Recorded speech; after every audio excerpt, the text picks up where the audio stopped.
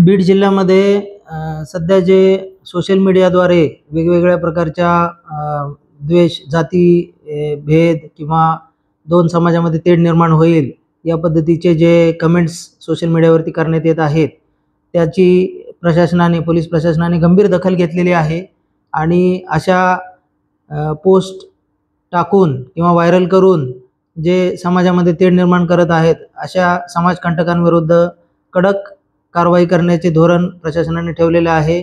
अशा समाजकंटकांविरोधात तात्काळ गुन्हे दाखल करण्यात येतील, त्याचप्रमाणे त्यांच्यावर कडक अशी प्रतिबंधात्मक कारवाई देखील करण्यात येणार आहे। तरी या निमित्ताने सर्व नागरिकांना असे आवाहन करण्यात येत आहे की आपण सोशल मीडियाचा वापर हा अत्यंत जबाबदारीने करावा। त्याचप्रमाणे समाजामध्ये तेढ निर्माण होणार नाही, समाजामध्ये सौहार्दपूर्ण वातावरण राहील याची दक्षता घ्यावी।